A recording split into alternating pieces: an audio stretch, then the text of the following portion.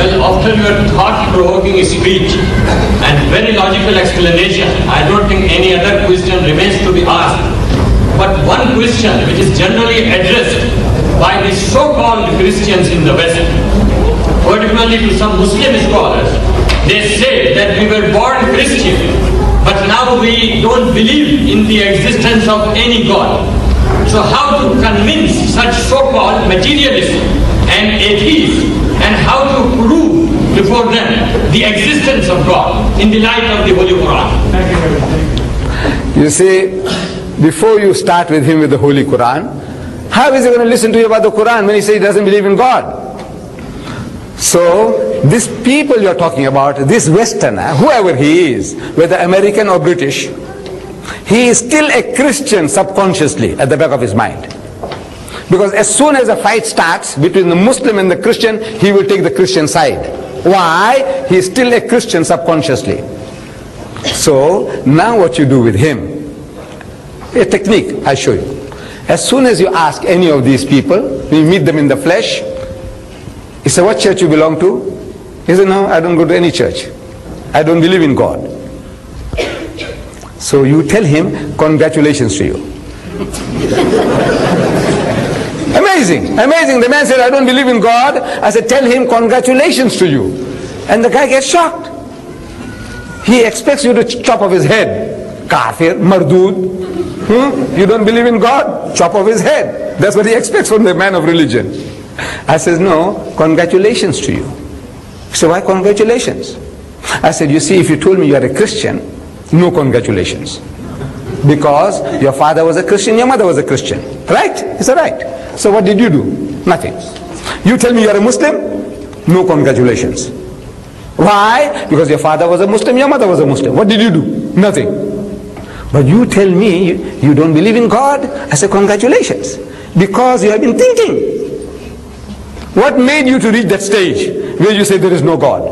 You were thinking. So for that I congratulate you. What were you thinking? Well, about what you heard, the stories you heard. You went to Sunday school. Your environment, they're telling you about Adam and Eve. Yes. You read about Adam and Eve in Sunday school. You heard the stories. Yes, Adam and Eve, they were put into the garden. When God made them in the garden, he said, now look, eat and drink. Eat any of the fruit in the garden except this one tree. In the middle of the garden, the fruit of that tree thou shalt not eat, because the day that thou eatest thereof thou shalt surely die. Right? He said, yes. And they ate. And they discovered that they were naked. Prior to that, they were in a state of innocence, like little children. They didn't know what was what. As soon as they ate, that was supposed to be the tree of knowledge, the fruit of the tree of knowledge, so they realized that they were naked. So they started plucking leaves and covering themselves up. And Adam heard. I'm reading the Bible which he read. And Adam heard the footsteps of God walking in the garden in the cool of the day. You know, mighty King Kong, boom, boom, boom, boom, boom. That's what the Bible says. He heard the footsteps of God walking in the garden in the cool of the day. It was afternoon, late afternoon.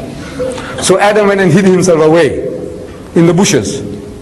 So God comes and stands where Adam was a few seconds before, and he scans. He can't see them. So he shouts, Adam, Adam, where art thou? Kahan hai tu, kahan hai?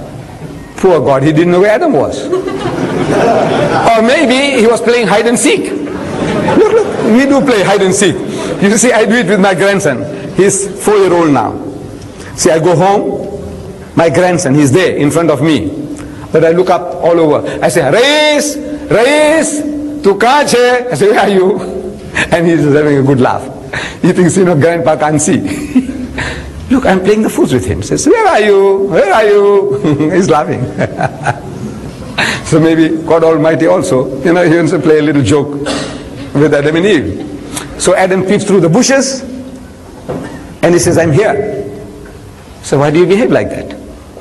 You have done something wrong. He said, no, I was naked. So how do you know you were naked? You have been eating of the fruit. He said, no, the woman that thou gavest to me, that woman. You see, if you didn't give me that woman, I wouldn't be in trouble. You gave me that woman, now got me into trouble. And you woman? He said, the serpent that beguiled me, passing the buck, the oldest game in the world. You know, don't own up. Now, I'm asking the Muslim, you believe in a God like that? You believe in a God like that? No. He says he also doesn't believe in a God like that. So congratulations. You read further down, Genesis. Hazrat Musa alayhi salam went to see God. So God says, look, you can't see me and live. The Quran says, Lan tarani, you'll never see me. But in the Bible, he's insistent. You know, like a spoiled child. He said, look man, oh Lord, I love you so much, I must see you. What can you do with a fellow like that? He said, all right, I will appease you. So God Almighty puts him between two rocks and puts his hand in the opening. So Musa alayhi salam can't see him. Then he turns his back and he takes away his hand. And Musa saw the back of God, saw his backside. Because his front side, if he saw, he would have died. You believe in a God like that? Who shows his backside to Musa? Says no. Look, he's agreeing with you. What you want to tell him, he's telling you himself. You believe that Mary carried God for 9 months? Ask him. He said, no, you believe that? That Maryam carried God for 9 months? And this God was born and was circumcised on the 8th day. You believe that? No. So look, that man has taken the first step towards Islam. What is the first step? Anybody want to accept Islam? What do you say? Say, start. La. What is la? No. La ilaha. There's no God. There's no object of worship except Allah. So he's taken the first step. He's saying la ilaha. This. That God. That God. No. He's taken the first step, man. Take him the following step. Take him further. That's your job now. Congratulate him and take him out from there. So come man. How did this thing come into being?